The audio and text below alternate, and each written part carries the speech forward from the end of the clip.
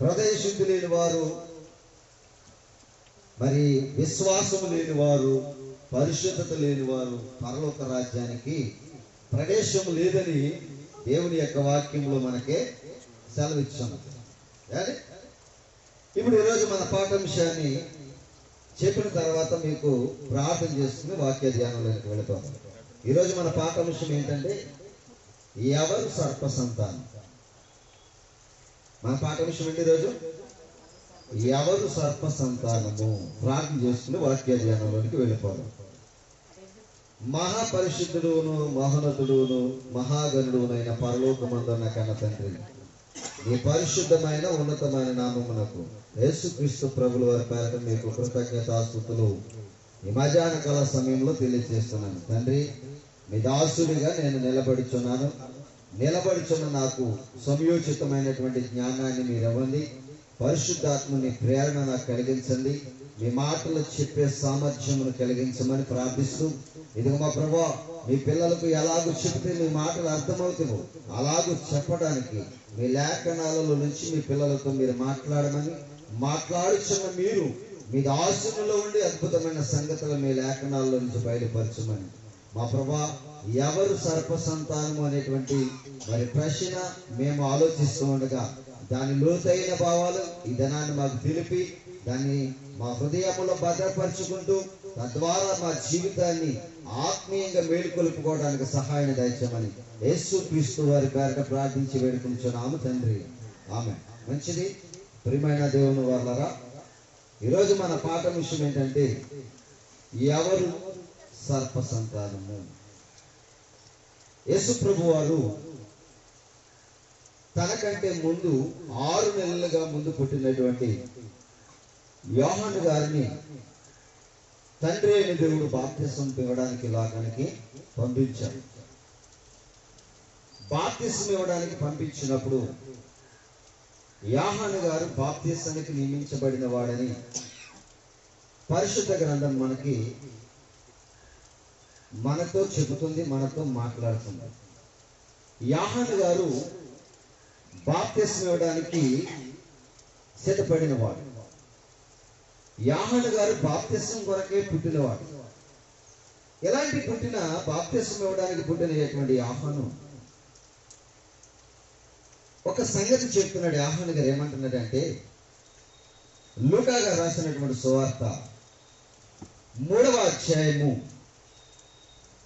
7వ వచనంలో యోహాను గారు పలుకుతున్నటువంటి ఒక మాట మనకు అక్కడ ఎదురవుతూ ఉంటుంది. మనం చూద్దాం అక్కడ. ఏంటి? లూకా సువార్త 3వ అధ్యాయము 7వ వచనంలో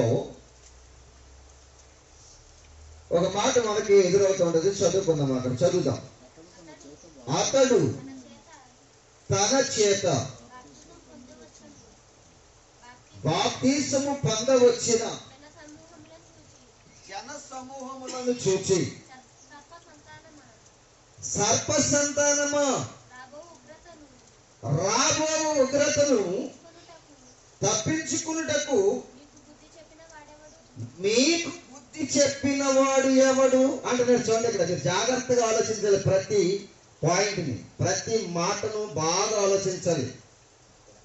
యోహాను గారు భూమి మీద పాపుల కొరకు బాప్తిసం ఇవ్వడానికి వచ్చాడు. ఎవరి వరకు? యేసుక్రీస్తు వారి కంటే ముందు పాప క్షమాపణ గురించి ప్రకటించిన వాడు ఎవరంటే బాప్తిసం ఇచ్చి యోహాను. బాప్తిసం ఇచ్చి యోహాను ఏమన్నాడంటే, మీరందరూ పాప క్షమాపణ నిమిత్తము మారు మనసు పొంది బాప్తిసం పొందండి అని ప్రకటించాడు. ఈయన యోర్దాను నదిలో బాప్తిసం ఇస్తూ ఉండేవాడు. ఎవరు? యోహాను గారు. ఈయన ఎవరి కొరకు నియమించబడ్డాడు? అశ్రద్ధగా ఉండకండి, నా వయసు చూడండి. చదివేవారు చదువుతారు, మీరు వినండి, జాగ్రత్తగా వినండి. చదివే పిల్లలు చదువుతారు అంటే జాగ్రత్తగా వినండి. యోహాను గారు దేని కొరకు నియమింపబడ్డాడు?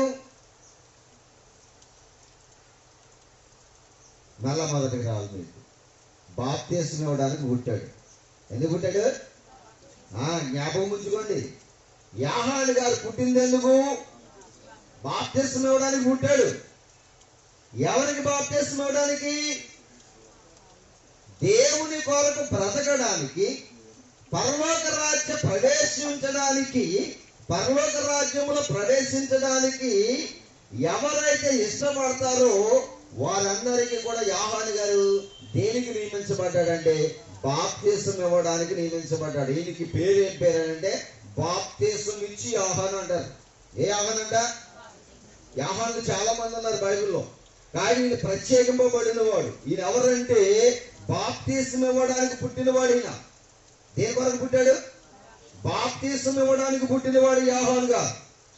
బాప్తిసం ఇవ్వడానికి పుట్టినవాడు ఏమివ్వాలి? ఇప్పుడు బాప్తిసం ఇవ్వాలి. కానీ ఇప్పుడు ఈయన ఏమంటున్నాడు? కొందరు బాప్తిసము పొందడానికి వచ్చారంట. ఎందరంట? అనేకమైన జన సమూహము బాప్తిసం పొందడానికి వచ్చారంట. మరి బాప్తిసం ఇవ్వాల్సిన వాడు బాప్తిసం ఇవ్వడం మానేసి ఆయన ఏమని పలుకుతున్నాడు? ఇప్పుడు చూడండి, లూకాసు సువార్త 3వ అధ్యాయము 7వ వచనం. ఏమని మాట్లాడుతున్నాడు అక్కడ? అతడు తన చేత, అతడు అనగానే అర్థం అంటే యోహాను అని పెట్టుకోండి, మీరు జాగ్రత్తగా ఉన్నారు. అతడు అంటే అర్థమైంది తెలుసా? యోహాను. అతడు యోహాను తన చేత బాప్తిసము పొందవచ్చిన వారిని చూసి ఏమంటున్నాడు? చూసి ఆయన ఏమో బాప్తిసం పొందండి రండని ప్రకటించాడు. విన్నవారు ఆ మాటలు విని బాప్తిసం పొందడానికి వచ్చారు. మరి బాప్తిసం పొందడానికి వచ్చిన వారిని చూసి ఏమంటున్నాడు? సర్ప సంతానం అంటున్నాడండి. బాగా ఆలోచించాలి. ఎంత క్రిటికల్ గా ఉంటది బైబిల్. ఏది పడితే చెప్పైతే బైబిల్ అర్థం కాదు. మీరు అందుకే జాగ్రత్తగా వినండి. ఏంటి? ఇప్పుడు బాప్తిసం పొందడానికి వచ్చిన వారిని బాప్తిసం ఇవ్వడం మానేసి యోహాను గారు ఏమంటున్నాడు? సర్ప సంతానం అంటాడండి. వాళ్ళేమో బాప్తిసం పొందడానికి వచ్చాడు, ఈయనేమో బాప్తిసం ఇవ్వడానికి ఉన్నాడు. ఆయన నీటిలోకి వెళ్ళి వీళ్ళందరికీ బాప్తిసం ఇవ్వడం మానేసి ఏమంటున్నాడు? సర్ప సంతానమా, రాబోవు ఉగ్రత నుండి మిమ్మును తప్పించుటకు మీకు బుద్ధి చెప్పిన వాడెవరు అంటున్నాడు. చదవండి, కింద చదవాలి. మారు మనసును పైనుంచి చదవండి, 7వ వచనం కానించి. అతడు తన చేత బాప్తిసము పొందవచ్చిన వారిని జన సమూహములను చూచి సర్ప సంతానమా, రాబోవు ఉగ్రతను తప్పించుకున్నటకు మీకు బుద్ధి చెప్పిన వాడు ఎవడు? ప్రశ్న వేసుకోవాలి. ఇక్కడ మనం జాగ్రత్తగా ఆలోచించాలి. కొన్ని నిమిషాలు ఆలోచిద్దాం దేవుని వాక్యాన్ని. సర్ప సంతానం అంటున్నాడు ఎవరిని? ఆ సర్ప సంతానం అంటే ఎవరు? ఈయన ఎవరిని చూసి సర్ప సంతానం అన్నాడు? వాళ్ళేమో ఈయన ప్రకటించిన దాన్ని బట్టి బాప్తిసం పొందడానికి వచ్చారు. ఇప్పుడు నేను అంటాను, మీరు జాగ్రత్తగా వినాలి. ఈ మాట మీకు అర్థం అవ్వాలంటే మీకు చాలా క్రిటికల్ గా ఉంటుంది ఈ మాట. కానీ మీకు అర్థం అవ్వాలంటే ఒక మాట చెప్తాను, నేను జాగ్రత్తగా వినండి. మీరు యేసు ప్రభువుని నమ్ముకోండి, పరలోకానికి వెళ్తారు. పరలోకానికి వెళ్ళాలంటే యేసు ప్రభువుని నమ్మాలి. యేసు ప్రభు క్రీస్తు నామములో మీరు బాప్తిసం పొందాలి. రండి, నేను మీకు బాప్తిసం ఇస్తానని నేను పిలిచాను. ఇప్పుడు మీరందరూ కూడా యేసు ప్రభువుని నమ్మి పరలోకానికి వెళ్ళడానికి బాప్తిసం కొరకు వచ్చారు. మీరు బాప్తిసం కొరకు వచ్చినప్పుడు మీకు బాప్తిసం ఇవ్వడం మానేసి ఓ సర్ప సంతానమా అన్నాను అనుకోండి, మీకు మిమ్మల్ని ఎలా ఉంటది? ఇప్పుడు యోహాను గారు అదే అంటున్నాడు. ఎందుకన్నాడు? ఎవరినన్నాడు? అనవలసిన కారణం ఏంటి? అది బైబిల్ ఆలోచించాలి. ఆయన ఎందుకన్నాడు? ఎవరినన్నాడు?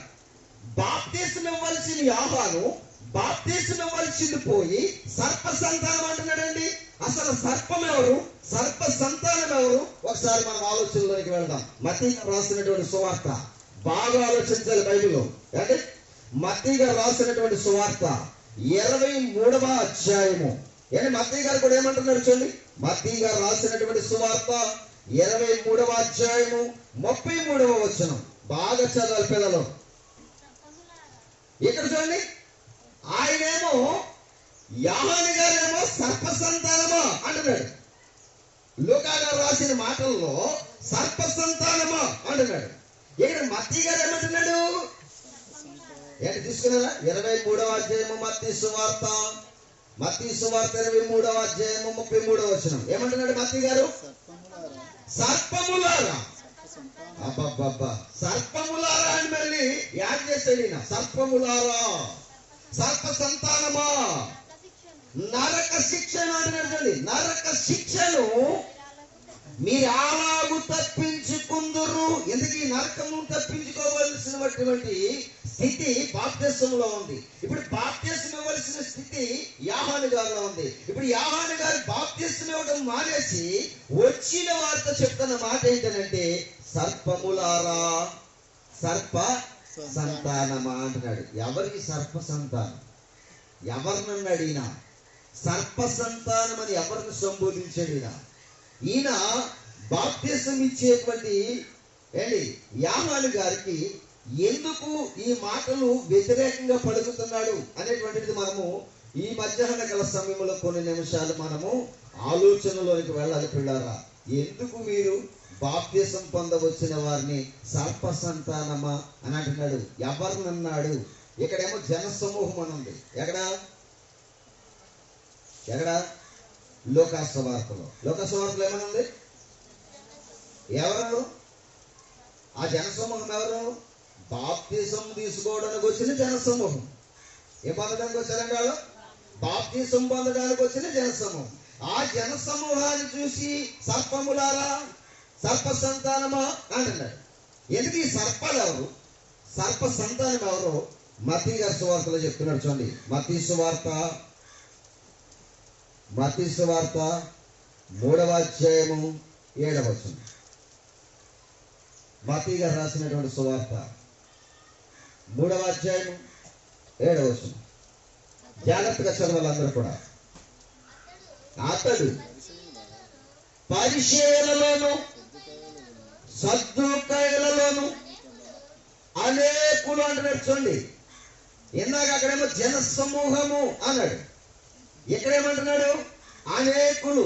ఎవరు ఆ అనేకులు అని అంటే, ఈ అనేకుల్లో తెగలు 2 ఉన్నాయి. యూదులలో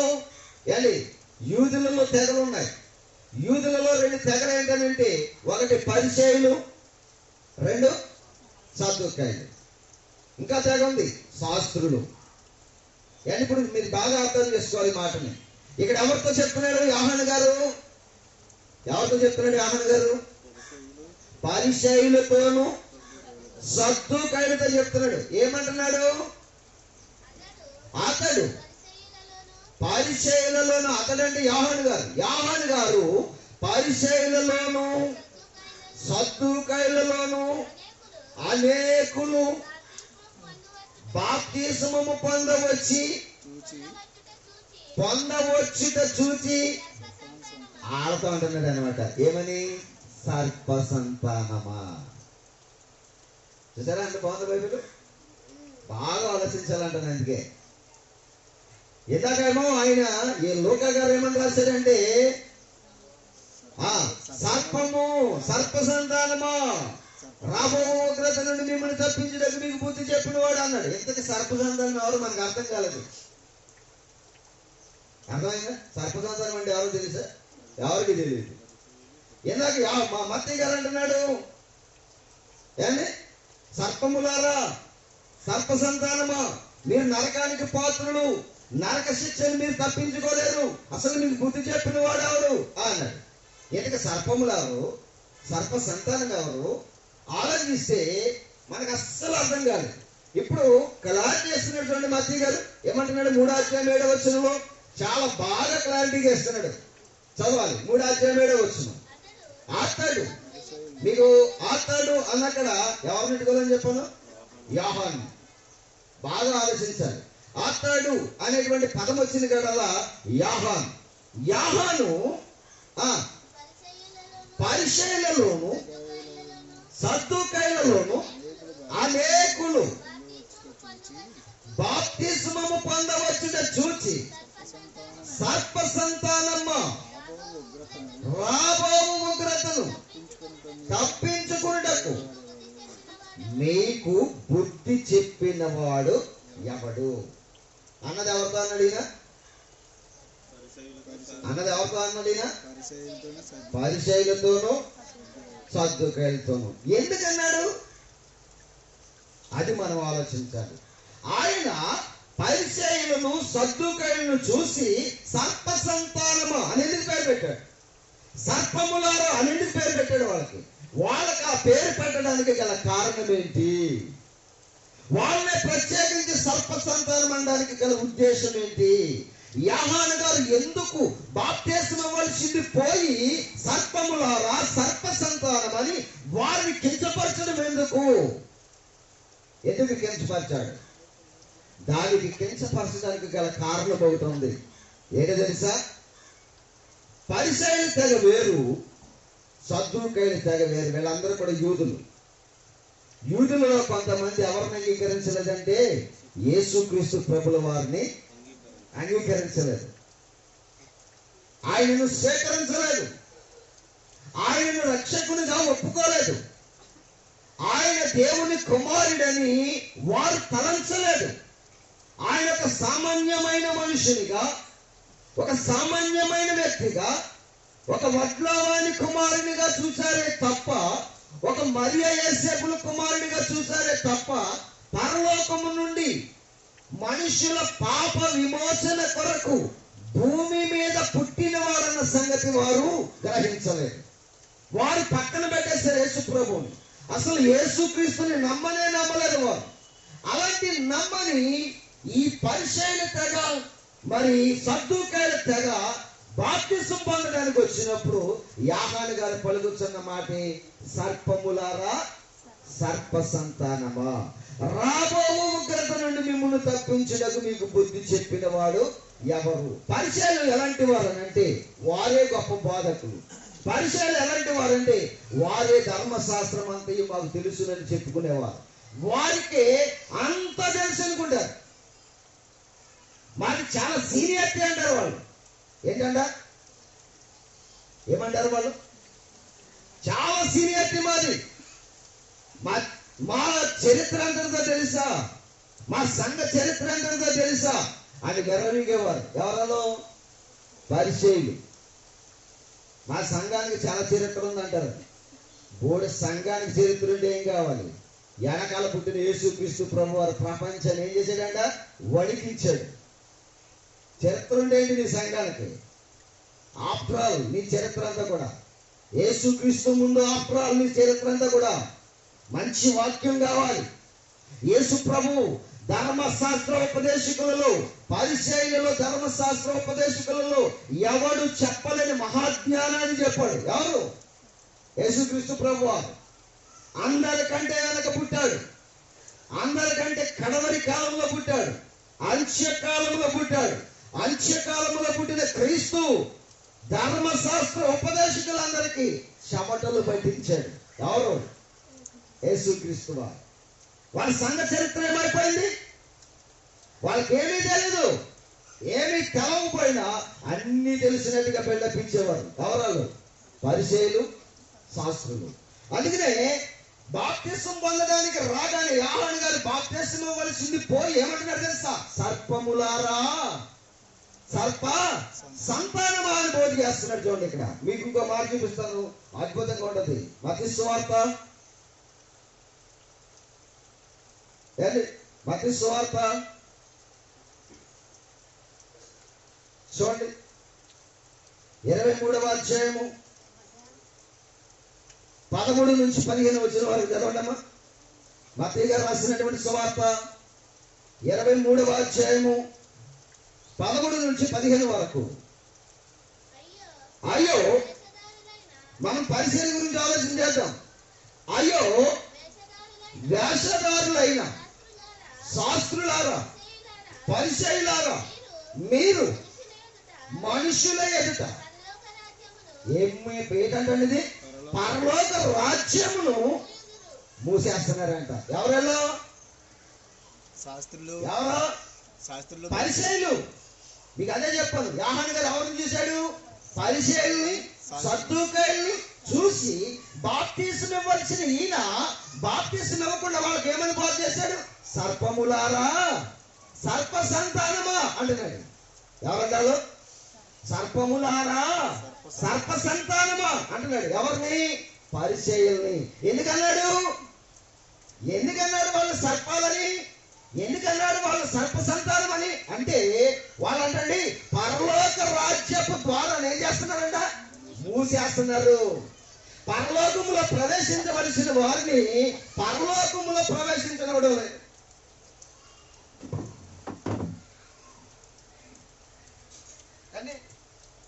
పరలోకములో ప్రవేశించవలసిన వారిని ఎందులో ప్రవేశించడం లేదు?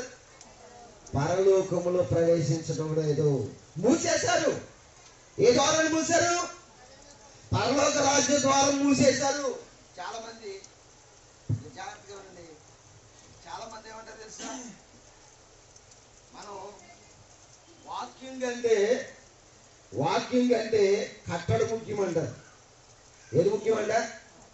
నీ కట్టడ ఏం చేస్తుంది? నీ చావుని తప్ప, నిన్ను నరకానికి పంపడం తప్ప నీ కట్టడ ఏం చేయదు. మీ ఫ్యామిలీ, చాలా మంది ఫ్యామిలీలు వాక్యం దగ్గర కూర్చోరు. నాశనానికి మేము పోతాం. వాక్యం వద్దు మీకు. మనిషిని రక్షించేదేమని చెప్పాడు?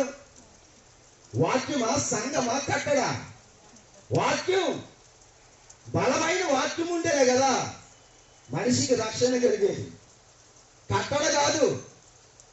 కట్టడ కట్టుకోవడానికి తప్ప ఎందుకు పనికిరాదు. జాగ్రత్తగా వినాలి. దేవుని వాక్యం మనుషులను రక్షిస్తుంది. ఇప్పుడు యేసు ప్రభు వారు, యోహాను గారు, మీరు పరలోకానికి ప్రవేశించాలంటే మారు మనసు పొందండి, బాప్తిసం పొందండి. ఇదిగో మరలా యేసు ప్రభు వారు భూమి మీదకి రాబోతాడు. ఆయన వచ్చినప్పుడు సమాజంలో ఉన్న వారందరూ లేపబడతారు. లేపబడిన తర్వాత పరలోకానికి వెళ్తారని చెప్తుంటే పరిచయాలు ఏం చేస్తున్నారు తెలుసా? అసలు పరలోక రాజ్యమే లేదు, మా ద్వారా తప్ప ఎవరు పరలోకానికి వెళ్ళరని పరలోక ద్వారం ఏం చేస్తున్నారంట? మూసేస్తున్నారు, మోత చేస్తున్నారు. వెళ్ళకండి, ఆ వాక్యం వినే చోట, వాక్యం చెప్పే చోట అసలు వెళ్ళకండి అంటారు. కట్టడా? ఎందుకని? వాళ్ళ ప్రవేశించరు. ఏమన్నా అక్కడ? వాళ్ళ ప్రవేశించరు, ప్రవేశించే వారిని ప్రవేశింపడాలంట. కింద వచ్చిన చదవండి, ఇంకేమన్నా ఉందో? పరిశీలన చేస్తున్న 12 చూడండి. పరలోక రాజ్యమును మూయుదురు. ఎవరలో? పరిచయులు. ఎందులో ప్రవేశించారు? పరలోక రాజ్యములో. వారు ప్రవేశించరు, ప్రవేశించు వారిని. అబ్బబ్బబ్బా, అందుకే యోహాను గారు ఏమన్నాడు తెలుసా? మీరు ప్రవేశింపరు, ప్రవేశించు వారిని ప్రవేశింపనవరు సర్పములారా, సర్ప సంతానమా అన్నాడు. అర్థమైంది ఇప్పుడు? ఎవరు సర్ప సంతానము అని అంటే పరిచయుల తెగ. ఏ సంతానం అంట అది? పరిచయుల తెగ. ఏ సంతానం అంట? సర్ప సంతానము. అంటే ఇంతకీ సర్పమారు? సర్పమారు సాతాను, ఆది మహాఘట సర్పము. అంటే దానికండి మీరు బాగా పర్యాయ పదములు కలిగిన నామకరణాలు ఉన్నాయి దానికి. ఏ పదాలు ఏమంటున్నారా? ఏ పదాలు? పర్యాయ పదాలు కలిగినటువంటి నామకరణాలు ఉన్నాయి. ఓ చోట సాతాన్ అని ఉంటుంది, ఓ చోట ఏమో గర్జించు సింహం అని ఉంటుంది, కానీ ఒక చోట ఏమో అపవాది అని ఉంటుంది, ఒక చోట ఏమో మహాఘట సర్పము అని ఉంటుంది, ఒక చోట సర్పము అని ఉంటుంది. సర్పమన్నా, ఘట సర్పమన్నా, గర్జించు సింహం అన్నా, ఎన్ని పేర్లు ఉన్నా ఆ పేర్లన్నీ కూడా దేనికి పెట్టబడి అంటే ప్రజలందరినీ మోసం చేస్తూ నరకానికి నడిపిస్తున్నటువంటి సాతానికి పెట్టబడిన పేరు. బాగా గమనించాలి. అందుకనే యోహాను గారు ఏమన్నాడంటే సర్పములారా. ఏమన్నాడండి? సర్పములారా అంటే అర్థమైంది తెలుసా? సాతాను సంతానమా, మీరు ప్రవేశింపరు, ప్రవేశించు వారిని అసలు ప్రవేశింపనివారు మీరు. చాలా మంది, కొంతమంది మనసులో మంచి వాక్యం చెప్తారండి, కొంచెం వినడానికి వెళ్దాం అనుకున్నారు అనుకోండి. ఎవరన్నా పక్కోడు అంటాడు, మన సంఘంలో ఉన్న కట్టడి కంటే ఇంకా వేరే ఉన్న సంఘాల్లో కట్టడి వేరమ్మా, వెళ్ళకూడదు మనం. వీళ్ళు ప్రవేశించడం, ప్రవేశించే వారిని వీళ్ళని ఎవరంటారు?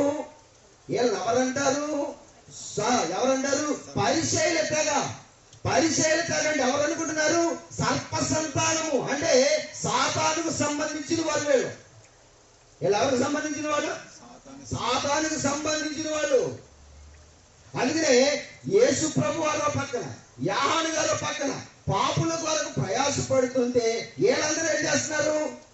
వినాలి, వీళ్ళందరూ ఏం చేస్తున్నారు? ఎవరు? పరిసయ్యుల పక్కన, సద్దూకయ్యుల పక్కన ఏమని చేస్తున్నారు తెలుసా? ఆయన చెప్పే మాటలన్నీ దొంగ మాటలు. ఆయన దెయ్యం పట్టినాడు అంటున్నారు. ఎవరిని? యేసు ప్రభుని. యేసు ప్రభుని ఏమన్నారు? ఆయన దెయ్యం పట్టినాడు. అలాగే చెప్తాడు, అలాంటి మాటలే చెప్తాడు. ఎవరు? యేసు ప్రభు. యోహానుని కూడా వీడు దెయ్యం పట్టినాడని యోహానుని కూడా అన్నారు. ఆయన ఏమి తినకోకుండా జీవించాడు. ఈయన ఏదైనా తింటేనేమో యేసు ప్రభు వారిని ఏమన్నారు తెలుసా? ఒరే వీడు తిండిపోతురా అన్నారు. ఏ పోతాడ? తిండిపోతు అన్నాడు. ఆయన తినక అరణ్యంలో పట్టుతేనియు అని రొట్టెతో బ్రతికితే ఆయన ఏమన్నారు తెలుసా? వీడు దెయ్యం పట్టినాడు రా అన్నారు. అదే మాట యోహాను గారిని అన్నారు, అదే మాట యేసుక్రీస్తు వారిని అన్నారు. వీళ్ళేమో పరలోక రాజ్యంలో అనేకులను చేర్చాలని ప్రయాసపడుతుంటే పరిచయాలు అడ్డుపడి ఏం చేసేవారు తెలుసా? వారు ప్రవేశించే వారిని ప్రవేశించకుండా చేశారు. అప్పుడే అన్నాడు యోహాను గారు, ఏమన్నాడు తెలుసా? సర్పములారా, సర్ప సంతానమా, రాబో ఉగ్రత నుండి మిమ్మల్ని తప్పించడానికి మీకు బుద్ధి చెప్పిన వాడెవడు? మిమ్మల్ని నరకములో నుంచి తప్పించగలిగిన సమర్థుడు ఎవడో? మీరు మారు మనసు పొందలేదు. మారు మనసుకు తగిన ఫలములు మీలో లేవు. మొదట మీరు వెళ్ళి ఏం చేయమని చెప్పాడు తెలుసా? మారు మనసుకు తగిన ఫలములను పాలించండి, అప్పుడు రండి నా దగ్గరికి అన్నాడు. ఎప్పుడన్నా మారు మనసుకు తగిన ఫలములు ఫలించి అప్పుడు రండి, నేను మీకు బాప్తిసము ఇస్తాను. అప్పటి వరకు మీరు ఎవరు? సర్పము, సర్ప సంతానము అన్నాడు. ఇక రెండో త్యాగం ఉంది. ఏలంటేనేమో పరలోకంలోనికి ప్రవేశించారు, పరలోకంలో ప్రవేశించే వారిని ప్రవేశింపనివారు. ఎవరు? పరిచయం. ఇక రెండో త్యాగం ఉంది. ఆ త్యాగం ఎవరు? సద్దూకయ్యులు. ఇప్పుడు యోహాను గారు ఇద్దరితో మాట్లాడాడు. ఒకటి పరిచయులు, రెండు సద్దూకయ్యులు. ఈ ఇద్దరితో ఏమన్నాడంటే మీరు సర్ప సంతానము అని చెప్పేశాడు, బాప్తిసం ఇవ్వను అని చెప్పాడు. ఇప్పుడు మొదటి వారి గురించి క్లారిటీ అయింది. ఎవరు? పరిచయులు. ఎందుకంటే వీళ్ళు ప్రవేశించరు, ప్రవేశించే వారిని ప్రవేశింపరు. ఇక రెండో తెగ ఉంది. ఈ రెండో తెగ ఎవరంటే సద్దూకయ్యులు. ఏమేం చేస్తున్నారు అన్నది మనం చూద్దాం. అపొస్తలుల కార్యాలు చూద్దాం.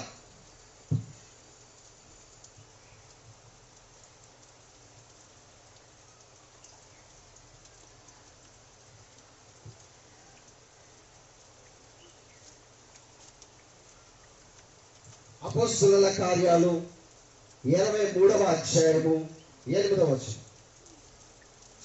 అపొస్తలుల కార్యాలు 23వ అధ్యాయము 8వ వచనం. సద్దూకయ్యులు ఏడవది ఏంటంటే సద్దూకయ్యుల యొక్క తెగ ఏదో చెప్పు. నీకు ఎందుకు చెప్పాను నేను? పరిసయ్యుల తెగ, సద్దూకయ్యుల తెగ. మొదట పరిచర్య గురించి మనం ఆలోచించాం. ఇప్పుడు రెండో తెగ ఎవరంటే సద్దూకయ్యులు.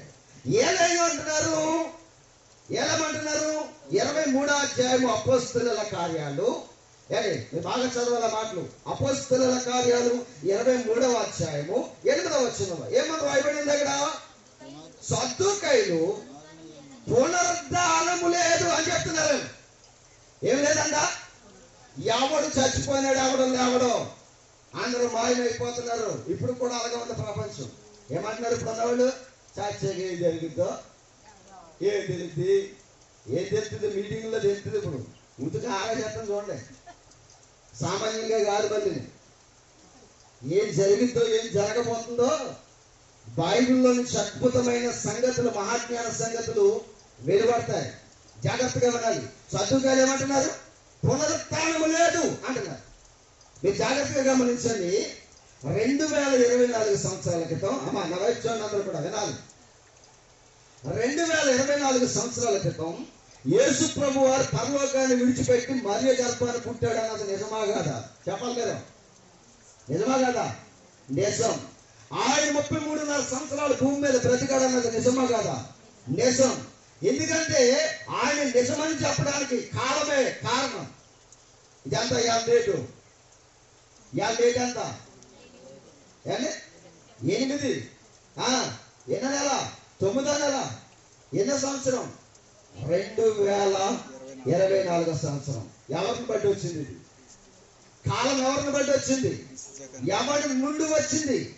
ఎవరి నుండి పుట్టింది ఈ కాలం? యేసుక్రీస్తు నుండి పుట్టింది కాలం. ప్రపంచంలో ఏ మానవుడైనా ఒప్పుకోవాలి, ఇది క్రీస్తు శకం. క్రీస్తుకు పూర్వం అనే చెప్పాలి, కానీ ఫలానా పూర్వం అని చెప్పలేడు ఎవరు. క్రీస్తు పూర్వం అని చెప్పాలి, క్రీస్తు శకం అని చెప్పాలి. ఎందుకంటే మధ్యవర్తి ఎవరో తెలుసా? క్రీస్తు. శకానికి మధ్యవర్తి క్రీస్తు. అంత్యకాలంలో పుట్టినవాడు క్రీస్తు. ఆయన పుట్టాడన్నది నిజం. కాలమును బట్టి చెప్పచ్చు ఆయన పుట్టాడన్నది. ఆయన పుట్టాడన్నది నిజం. చనిపోయాడన్నది నిజం. సమాధి చేయబడ్డాడన్నది నిజం. మృతులలో నుంచి 3వ దినాన లేచి లేపబడ్డాడన్నది నిజం. ఆయన పరలోకానికి వెళ్ళిపోయాడన్నది నిజం. మరల భూమి మీదకి వస్తాడన్నది కూడా నిజం. ఇప్పుడు పునరుత్థానం క్రీస్తు నుండి ప్రారంభమైంది. ఇలా జాగ్రత్తగా. ఎవరి నుండి ప్రారంభమైంది? ఆయన నుండి ప్రారంభం అవుతుందని చెప్పడానికి ముందే లాజరును లేపాడు యేసుక్రీస్తు వారి కనుల ముందు, అందరి జన సమూహం ముందు, యూదులందరి ముందు. ఎవరిని లేపాడు? బేతనీయ గ్రామములో మార్త మరియల యొక్క సహోదరుడైనటువంటి లాజరు చనిపోతే 4 దినాల తర్వాత వెళ్ళి సమాధిలో నుంచి లాజరును లేపాడు. ఎవరు? ఎందుకు లేపాడు? మనుషులందరికీ పునరుత్థానం ఉందని చెప్పడానికి లేపాడు. బట్ ఒక విషయం ఏంటంటే, తర్వాత యేసుక్రీస్తు వారు చనిపోయి లేచి వెళ్ళిపోయాడు. అందరి కన్నుల ముందర ఆయన ఆరోహణమైపోయాడు. ఇది కూడా ఒక నిదర్శనంగా చూపించాడు. అలాగే ఒక నిదర్శనంగా చూపించాడు. ఇప్పుడు యేసు ప్రభు వారు తిరిగి లేచి వెళ్ళిపోయి పునరుత్థానం ఉందని నిరూపించాడు. అయితే సద్దుకాయలు ఏమంటున్నారు? చచ్చిపోయినాడు, ఏమైపోతున్నాడు ఎవరికి తెలియదు. కనుక చచ్చిపోయినవాడి గురించి మనం ఆలోచించవలసిన అవసరం ఏమీ కూడా లేదు. పునరుత్థానము లేదు, మన బూడిది లేదు అని చెప్తున్నారు. ఎవరు? యేసు ప్రభువును యోహాను గారును ఓ పక్కబడి ప్రయాసపడి మీకు పునరుత్థానం ఉంది, పరలోకానికి వెళ్ళాలి, మీరందరూ పరలోకవాసులు, దేవుని పిల్లలని వీళ్ళందరూ ఓ పక్కబడి చెప్పుకుంటూ వస్తుంటే వీళ్ళందరూ సద్దుకాయలు ఏమంటున్నారంటే పరలోక రాజ్యము లేదు, మనకి పునరుత్థానము లేదని వీళ్ళ బోధ చేస్తున్నాడు. అందుకే యోహాను గారు ఏమన్నాడు తెలిసే వాళ్ళని? సర్పములారా, సర్ప సంతానమా అన్నాడు. చాలా మందికి ఆ మాట అర్థం కాదు. అసలు జనసమూహాన్ని చూసి బాప్తీసం ఇవ్వవలసిన యోహాను గారు బాప్తీసం ఇవ్వవలసింది పోయి సర్పములారా అంటున్నాడు ఏంటి? సర్ప సంతానం అంటున్నాడు ఏంటి అన్నది మనం ఆలోచన చేయండి. ఎందుకన్నాడు? వాళ్ళు ఏమో పరలోకంలో ప్రవేశించడం లేదు, పరలోకంలో ప్రవేశించి వారిని ప్రవేశించడం లేదు. ఏమేం చేస్తున్నారు? పునరుత్థానము లేదు, ఇంకేమీ లేదు, దేవదూత లేదు, ఆత్మ లేదు అంటున్నారు వీళ్ళు. చూడండి కింద వచ్చిన వాళ్ళు ఏమన్నాడు? 8వ వచనం 23వ అధ్యాయము అపోస్తలుల కార్యాలు 23వ అధ్యాయము 8వ వచనం కింద వచ్చిన అంటున్నారు. చూడండి సద్దుకాయలు ఇంకేమంటున్నారు? సద్దుకాయలు పునరుత్థానం లేదని ఎవరంటండి? దేవదూత అయినను ఆత్మ అయినను లేదని చెబుతున్నారంట. దేవదూత ఉంది, ఆత్మ ఉంది అని దేవుడు చెప్తుంటే ఏలేమని చెప్తున్నారంట? ఆత్మ లేదు, దేవదూత లేదు, పునరుత్థానం కూడా లేదని చెప్తున్నారు. ఇప్పుడు ప్రపంచం క్రైస్తవులందరూ కూడా దేవుని నమ్మేందుకు మనందరికీ పునరుత్థానం కలిగిద్దని, పరలోకం చేస్తామని, యేసుక్రీస్తు ద్వారా పరలోకానికి వెళతామని విశ్వసిస్తుంటే కొంతమంది బోధ ఏం చేస్తున్నారంటే అసలు పునరుత్థానం వేయలేదు అంటున్నారు. ఈ తెగ ఎవరంటే సద్దుకాయల తెగ. ఈ తెగ ఎవరంట? సద్దుకాయల తెగ. ఈ 2 తెగలు కలిసి ఎక్కడికి వచ్చారు? యోహాను గారి దగ్గరికి బాప్తిసం పొందడానికి వచ్చారు. ఇప్పుడు ఈ 2 తెగలు కలిసి ఎక్కడికి వచ్చారంట? యోహాను గారి దగ్గరికి వచ్చారు. ఇప్పుడు చదవండి, మరలా మీకు అర్థమవుతుంది. మత్తయి సువార్త 3వ అధ్యాయము 7వ వచనం చదవండి. ఇప్పుడు మత్తయి గారు రాసినటువంటి సువార్త 3వ అధ్యాయము 7వ వచనం కూడా చదవండి. చదవాలి. అతడు పరిసయ్యులలోను సద్దూకయ్యులలోను క్లాస్ అయినా అతడు అనే కాడ ఏం పెట్టాలని చెప్పను, యాహాను గారు సద్దూకయ్యులలోను పరిసయ్యులలోను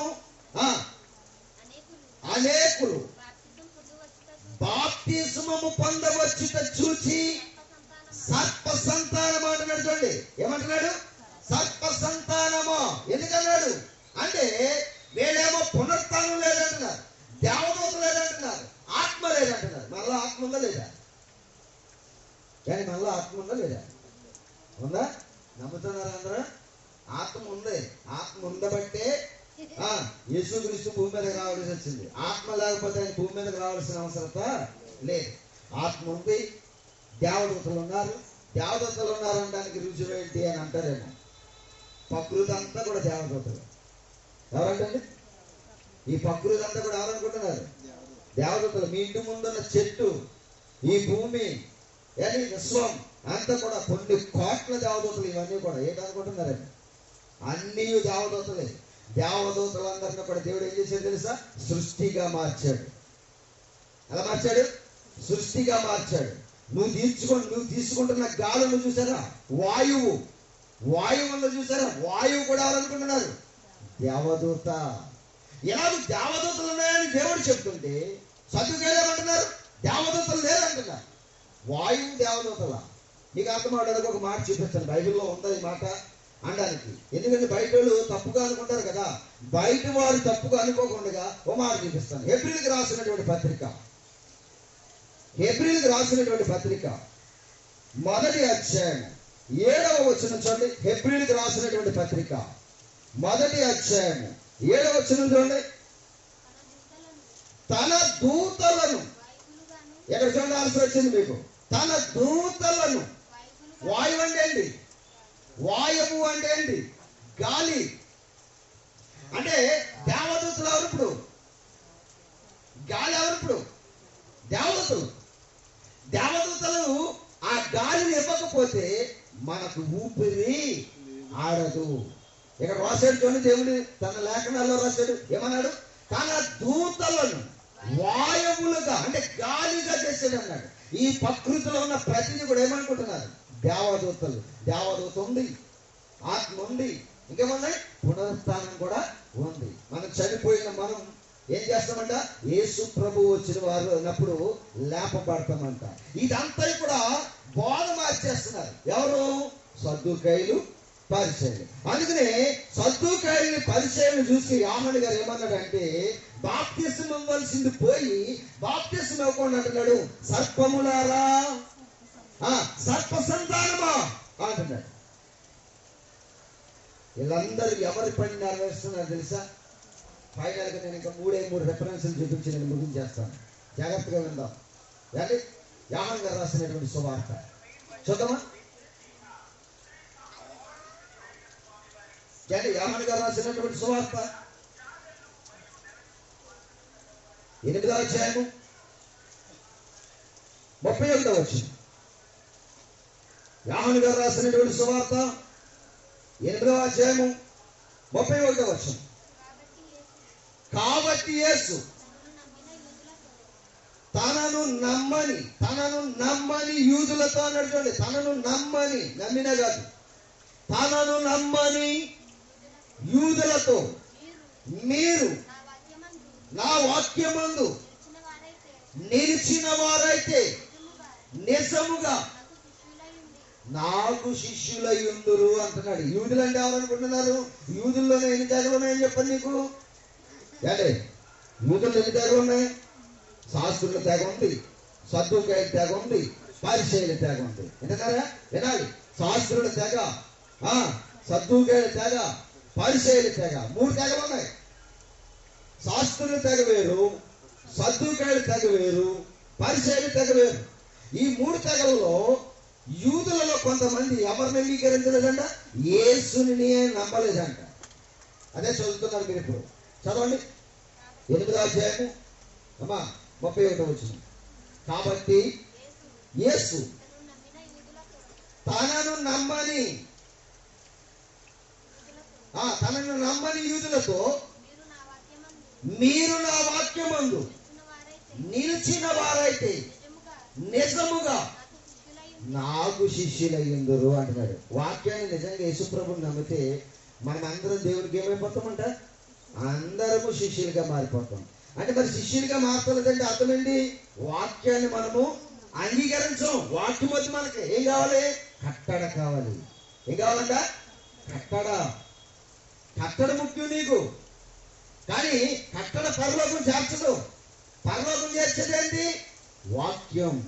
అందుకనే యేసుక్రీస్తు వారు 44వ వచనంలో ఏమంటున్నాడు చూడండి. 44వ వచనం చదవమ్మా. అక్కడ మీరు మీ తండ్రి యగు అపవాది సంబంధులు, మీ తండ్రి దురాశలను మీరు నెరవేర్చగోరుచున్నారు కనుక నేనేమన్నాడు ఆయన?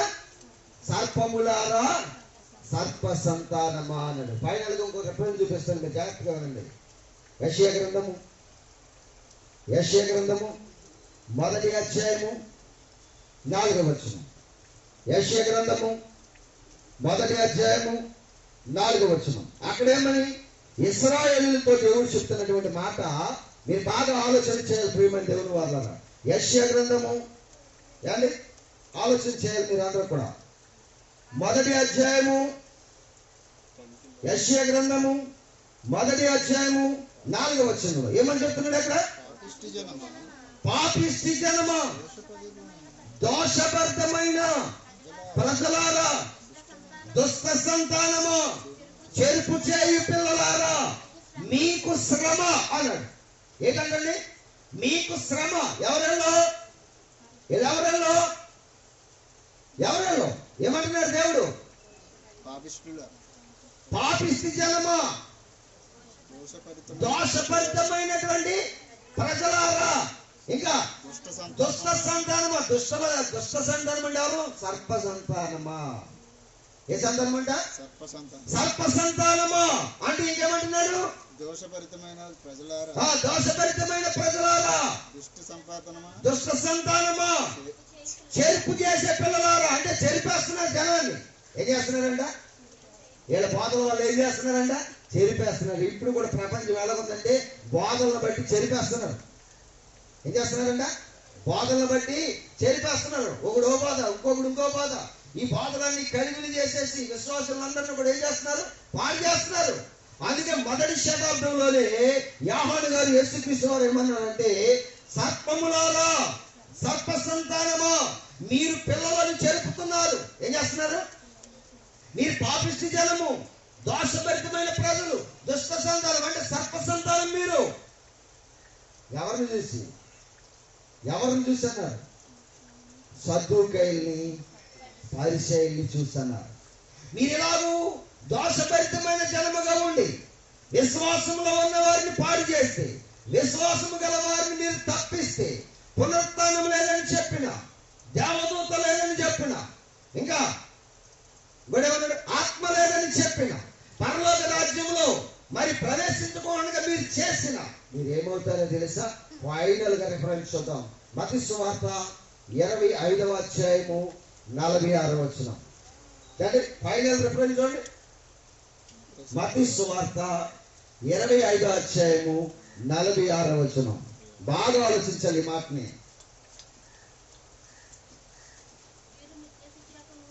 వీరు నిత్య శిక్షకు అన్నాడు. వీరంటే ఎవరు? వీరు అంటే ఎవరు? పరిసయ్యులు, సద్దూకయ్యులు. ఎవరు?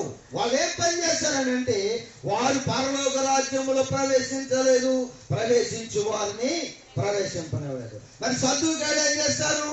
ఆత్మ లేదని చెప్పారు, దేవదూత లేదని చెప్పారు, పునరుత్థానం లేదని చెప్పారు. కనుక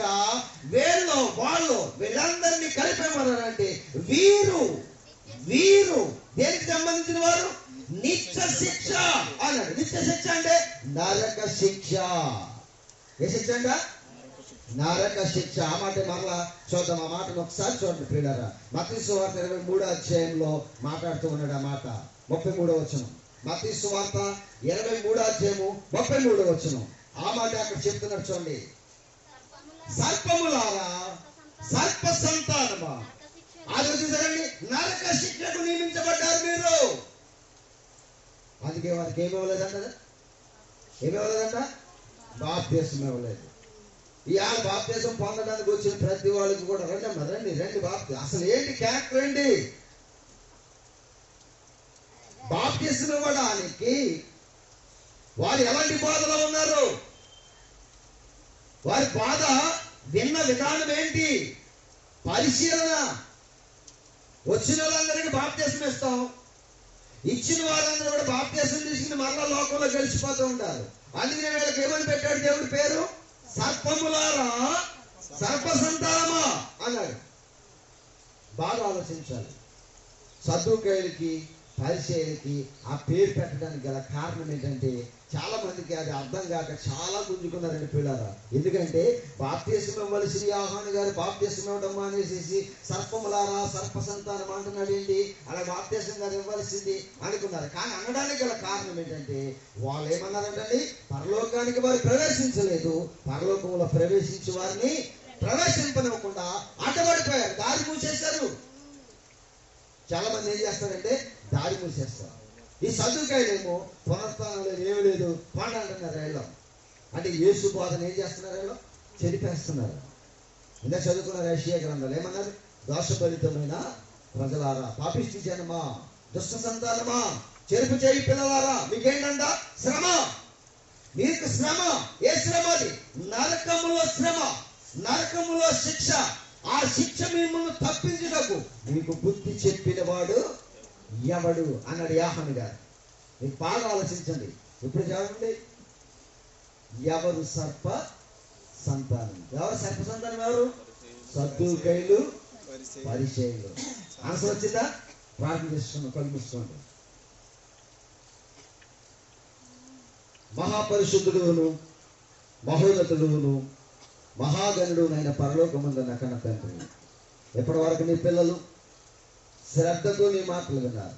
వారి హృదయాలలో ప్రకటింపబడిన ప్రతి మాట వ్యక్తపడడానికి కృప చూపించండి. అది ఫలించడానికి మీ సహాయం దయచండి. ఎవరు సర్ప సంతానము అనేటువంటి అంశాన్ని మేము మాట్లాడుకోవడానికి మీరు కృప చూపించారు. మీ సహాయాన్ని దయచేసినందుకు మీకు స్తోత్రాలు చెల్లిస్తూ ఉన్నా. విన్న నీ పిల్లలందరినీ ఆత్మీయంగా బలపరచండి. ఇది మా ప్రభా, మరి ఎందరో లోకంలో కలిసిపోయారు, నాశనానికి పోయే వాళ్ళు మేము ఏమీ చేయలేం తండ్రి. కనుక వాటిని మీరే మీ చేతులకు అప్పగిస్తున్నాం. వాటిని మీరు సాతానికి అప్పగించుకుంటారో లేక ప్రేమించి మీ సన్నిధికి తోడుకొస్తారో అది మీ చిత్తం కనుక మీ చేతులకు అప్పగిస్తున్నాం. సమస్తము వారి ఏడల మీ చిత్తాన్ని జరిగించండి. కూడి వచ్చిన ప్రతి బిడ్డని మీరు చల్లగా కాపాడండి. వారికి ఆయుష్ను ఉండి ఆరోగ్యం దయచేయండి. నీ పనిలో ఫలభరితమైన పాత్రగా నిలబెట్టమని ప్రార్థన చేస్తున్నాను. నాయన, సెప్టెంబరు మన ఆయన 19 నుంచి 22 వరకు జరిగే మీటింగ్స్ అద్భుతంగా ఆశ్చర్యంగా జరగటానికి అనుకూలమైన వాతావరణాన్ని మాకు దయచేయమని ప్రార్థన చేస్తున్నాను. మంచి వాతావరణాన్ని మాకు అనుగ్రహించండి. మా ప్రభా, మీటింగ్స్లో మీ నామాన్ని మహిమపరుచుకునమని ప్రార్థిస్తున్నాను. అనేకులు మా ప్రభా ఆత్మలు మీ వైపు తెప్పబడటానికి, మార్పు చెందడానికి మీ సహాయాన్ని దయచేయమని ప్రార్థిస్తున్నాను. నువ్వు నాకు ఇచ్చినటువంటి భార్యను, ఇద్దరు కుమారులు కుమార్తెను జ్ఞాపకం చేసుకుని ఆయుష్ను ఉండి ఆరోగ్యం దయచేయండి. నీ సేవకుడైన నన్ను ఇంకా మీ జ్ఞాన సంగతులు ఎలాగ చెప్పవలను నన్ను బలపరిచి మీ యొక్క మహాజ్ఞాన సంగతులు నా నుండి మా ప్రభు మీ పిల్లలకు వెలువడడానికి మీ కృపను దయచేస్తారని మా ప్రభువును ఇంకా నేను ఎవరినైనా మర్చిపోయింది దయతో వారందరినీ మీరు జ్ఞాపకం చేసుకోండి. ఇక మా ప్రభు మీటింగ్స్ నిమిత్తము స్పాన్సర్ చేసిన ప్రతి కుటుంబాలను కూడా మీరు జ్ఞాపకం చేసుకోండి. వారి అవసరతలు అక్రతలన్నీ కూడా మీరు ఎరిగిన దేవుడు, వాటిని మీరు తీర్చమని ప్రార్థిస్తూ ఇంకా మరి సహకరించే బిడ్డలందరినీ కూడా మీరు చల్లగా కాపాడమని ప్రార్థన చేస్తూ ఈ కొడుకును ముగించుకుని మా గృహాలకు వెళ్ళొచ్చుగా సమాధానమును సంతోషమును వారి వారి కుటుంబాల్లో మీరు దయచేస్తారని, వారికి ఆయుష్ నుంచి ఆరోగ్యం దయచేస్తారని మా ప్రభువును మీ ప్రియకుమారుడు మా రక్షకుడునైనా యేసుక్రీస్తు ప్రభు వారి పేరట ఈ ప్రార్థన మిమ్మల్ని అడిగి వేడుకొనిచున్నాను మా ప్రియ పరలోకమందున్న కన్న తండ్రి. ఆమె ఇప్పుడు మన తండ్రి అయిన దేవుడి ప్రేమ, ఆయన కుమారుడును మన రక్షకుడునైన యేసుక్రీస్తు వారి యొక్క కృప, ఆదరణకర్త నుండి పరిశుద్ధాత్మక సహవాసము ఇప్పుడు నిత్యం సదా మనకు సకల పరిశుద్ధులకు ప్రార్థించబడిన అంశములని నెరవేర్చబడ్డది సదా తోడైన నడిపించును గాక. ఆమె అందరికీ హృదయపూర్వకమైన వందనాలు. I love you. God bless you.